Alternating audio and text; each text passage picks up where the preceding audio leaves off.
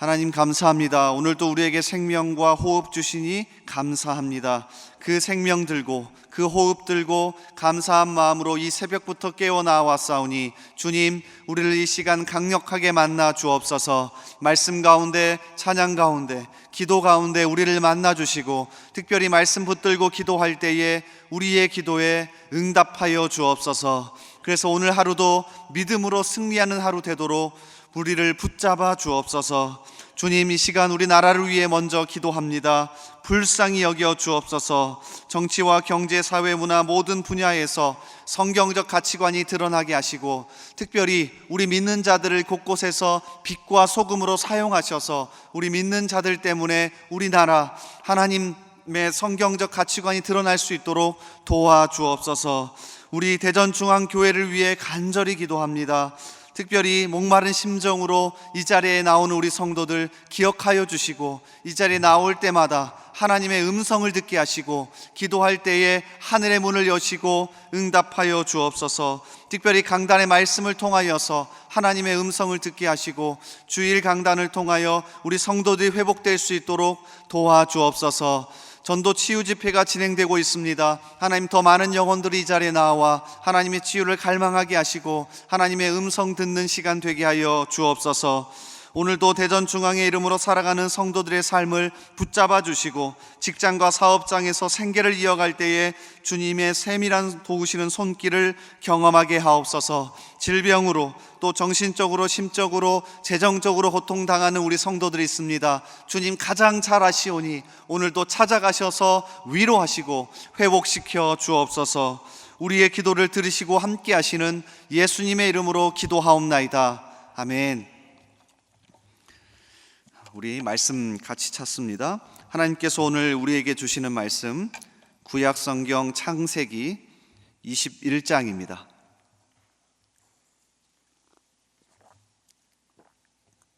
구약성경 창세기 21장 1절에서 7절의 말씀입니다. 창세기 21장 1절에서 7절의 말씀입니다. 우리 한 절씩 교독하겠습니다. 여호와께서 말씀하신 대로 사라를 돌보셨고, 여호와께서 말씀하신 대로 사라에게 행하셨으므로 사라가 임신하고 하나님이 말씀하신 시기가 되어 노년의 아브라함에게 아들을 낳으니, 아브라함이 그에게 태어난 아들 곧 사라가 자기에게 낳은 아들을 이름하여 이삭이라 하였고, 8일 만에 그가 하나님이 명령하신 대로 할례를 행하였더라. 아브라함이 그의 아들 이삭이 그에게 태어날 때에 100세라. 사라가 이르되 하나님이 나를 웃게 하시니 듣는 자가 다 나와 함께 웃으리로다. 함께 읽습니다. 또 이르되 사라가 자식들을 젖먹이겠다고 누가 아브라함에게 말하였으리오마는 아브라함의 노경에 내가 아들을 낳았도다 하니라. 아멘. 오늘도 이 새벽을 깨어 나오신 여러분을 진심으로 환영합니다. 이 시간 말씀 가운데 강력한 하나님의 음성 들으시고요, 또 그 말씀 붙들고 기도할 때에 하나님께서 우리의 기도에 응답해 주시기를 주님의 이름으로 축복합니다. 이 시간 창세기 21장 1절에서 7절의 말씀을 같이 읽었는데요, 여러분 너무나도 잘 아시는 이삭을 낳는 그 장면입니다. 우리 인생을 바라보는 두 가지 관점, 우리 인생을 바라보는 두 가지 관점이라는 제목으로 같이 말씀 나누겠습니다. 드디어 25년 만입니다. 25년 만에 아브람과 사라에게 자녀가 태어났습니다. 그리고 그 자녀의 이름을 3절에 보니 아브라함이 이삭이라고 짓죠. 아브라함이 그에게 태어난 아들 곧 사라가 자기에게 낳은 아들을 이름하여 이삭이라 하였고, 그 이름의 뜻 그가 웃었다라는 뜻인데요, 말 그대로 이 태어난 자녀 때문에 기쁨이 넘쳐나는 본문이 오늘 말씀입니다. 자, 6절도 보세요. 사라가 이르되 하나님이 나를 웃게 하시니 듣는 자가 다 나와 함께 웃으리로다. 그러니까 오늘 말씀은 사실 잘 모르는 사람이 보더라도 기쁘고 행복한 상황입니다. 우리에게도 이러한 일이 넘치기를 소원합니다. 자, 그런데 조금 더 시야를 열어서 생각하고 묵상하면 단순하게 아브라함에게 자녀가, 그것도 노년에 전혀 낳을 수 없는 상황에서 아이가 생겼다, 너무 기쁘다, 자, 이 정도의 관점만 제시하고 있지는 않습니다. 자세히 들여다보면 우리 인생을 살아가면서 정말로 우리가 가져야 할 중요한 두 가지의 관점을 제시합니다. 그래서 하나씩 살펴보면서 우리가 살아가면서 어려운 일도 당할 거고요, 또 기쁜 일도 있을 거고요, 여러 가지 일들이 있을 텐데 그때마다 이것을 생각하면서 하나님 안에서 지혜롭게 또 기쁘게 우리 인생을 맞이하며 살아갈 수 있기를 주님의 이름으로 소원합니다. 자, 첫 번째, 이 이야기를 통해서 우리가 가져야 할 첫 번째 관점은 우리의 인생 전체가 하나님의 커다란 계획 안에 있음을 깨달아야 합니다. 그러니까 자꾸 이걸 바라보셔야 합니다. 오늘 말씀을 처음부터 끝까지 몇 번이고 읽어보면 아브라함이 25년 만에, 그것도 노년에 100세가 되어서 아이를 낳았다, 이게 강조점이 아닙니다. 자, 또 다른 강조점이 있습니다. 자, 1절과 2절을 여러분 한번 체크해 놓으시고 한번 자주 읽어보십시오. 너무나도 중요합니다. 자, 제가 읽어드릴 테니 잘 보십시오. 여호와께서 말씀하신 대로 사라를 돌보셨고 여호와께서 말씀하신 대로 사라에게 행하셨으므로 사라가 임신하고 하나님이 말씀하신 시기가 되어 노년의 아브라함에게 아들을 낳으니.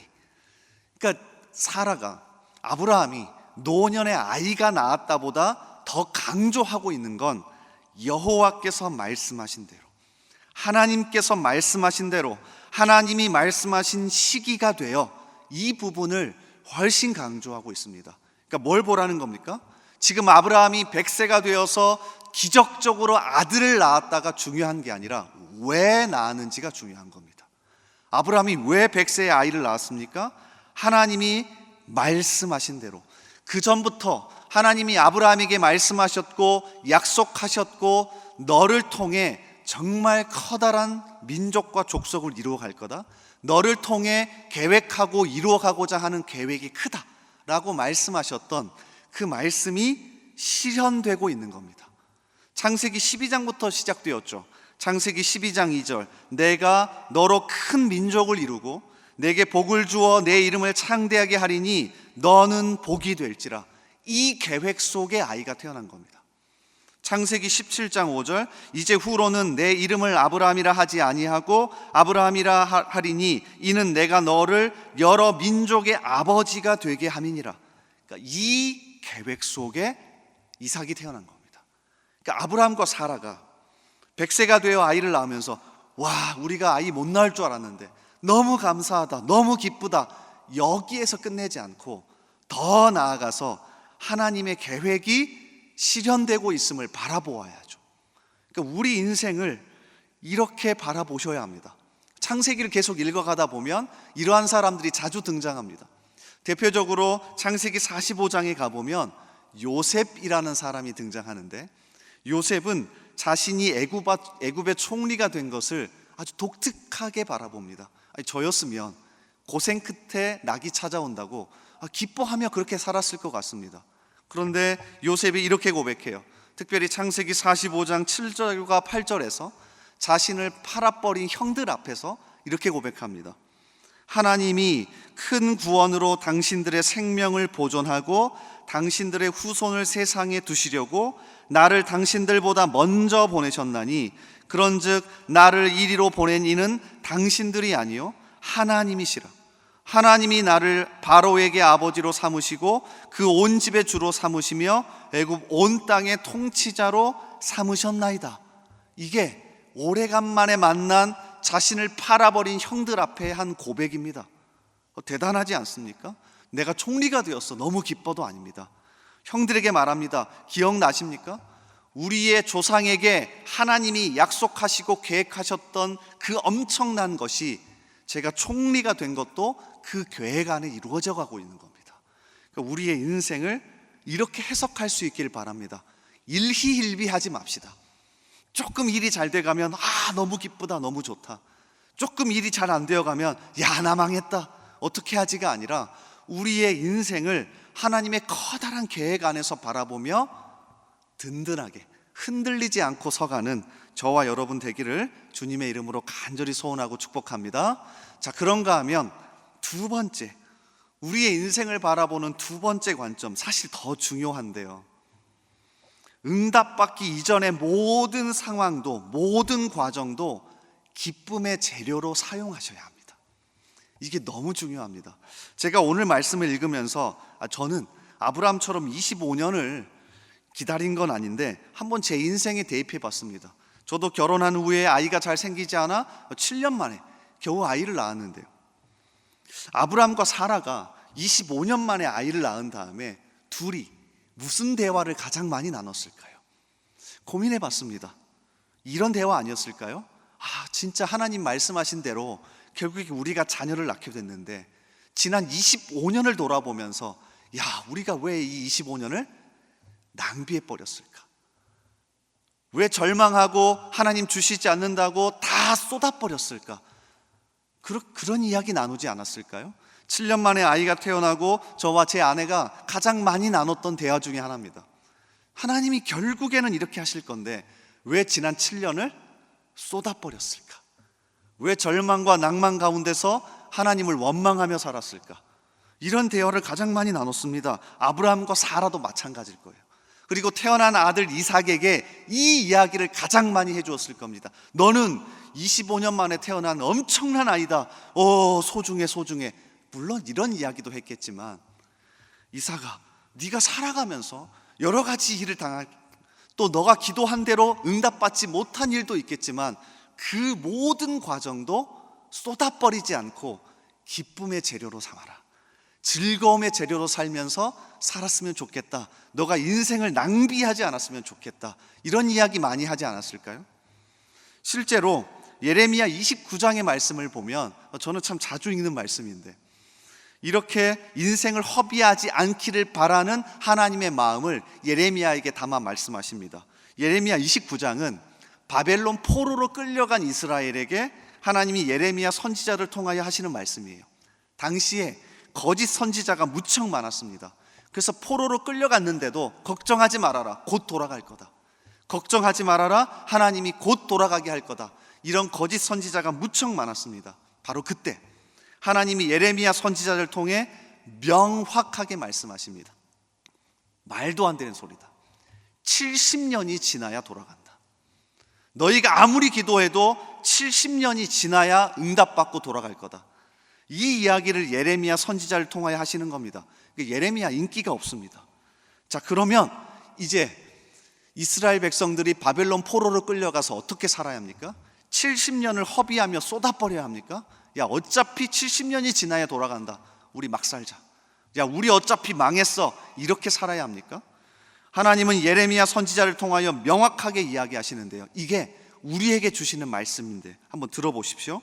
예레미야 29장 5절 이하에 너희는 집을 짓고 거기에 살며 텃밭을 만들고 그 열매를 먹으라.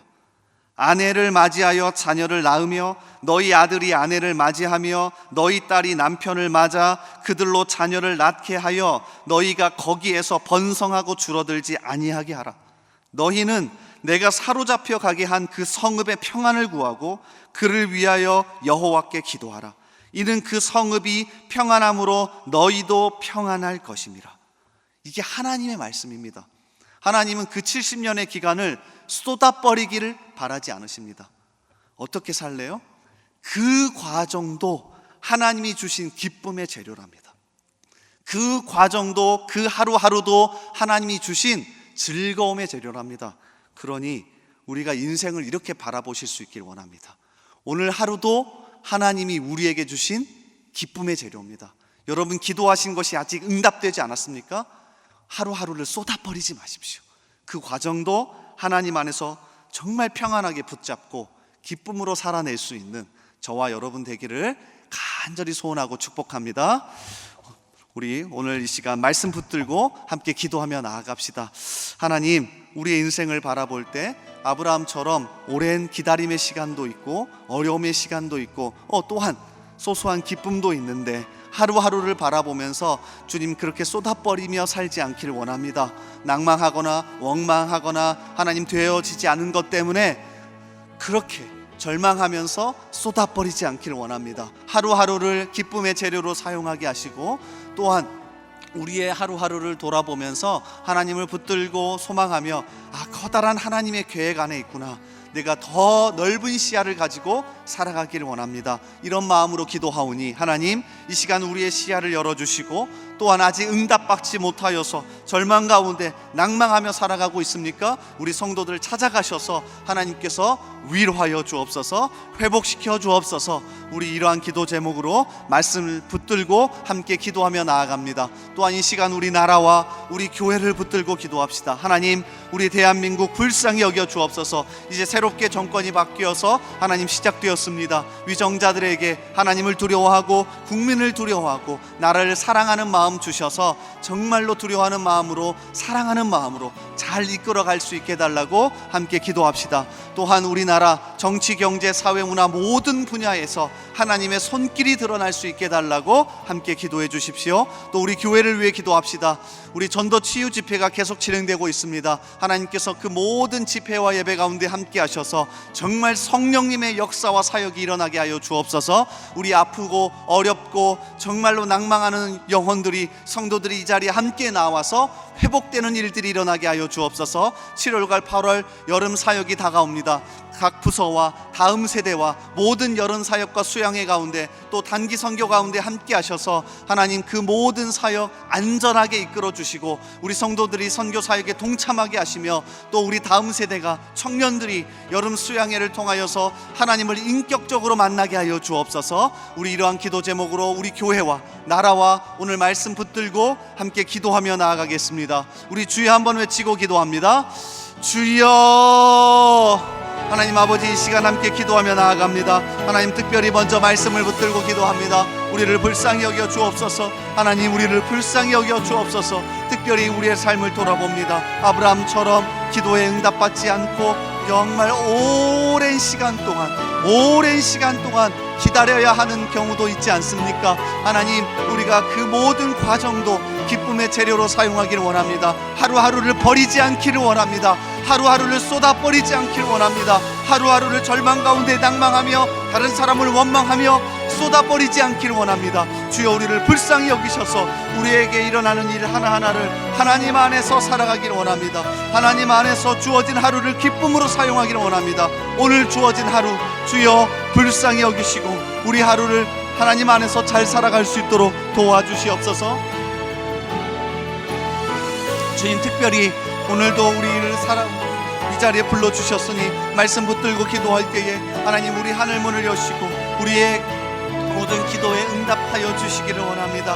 하나님의 커다란 계획 안에서 우리의 삶을 바라볼 수 있기를 원합니다. 내 눈앞에 일어난 일에 일희일비하지 않게 하시고, 조금 일이 잘 되어지면 그것을 자랑하며 나 너무 잘 됐어, 또 일이 잘 되어지지 않으며 그것 때문에 낭망하며 거기에 쏟아버리며 살아가는데, 하나님, 조금 더 큰 하나님의 계획 안에서 이러한 일들이 이루어져 가는구나, 나의 인생에 이러한 일들이 하나님의 커다란 계획 안에 있음을 발견하며 살아가는 우리들 되게 하여 주옵소서. 우리나라 우리 교회 붙들어 주시고 간절히 기도할 때에 하나님 인도하여 주옵소서. 붙들어 주옵소서. 붙들어 주옵소서.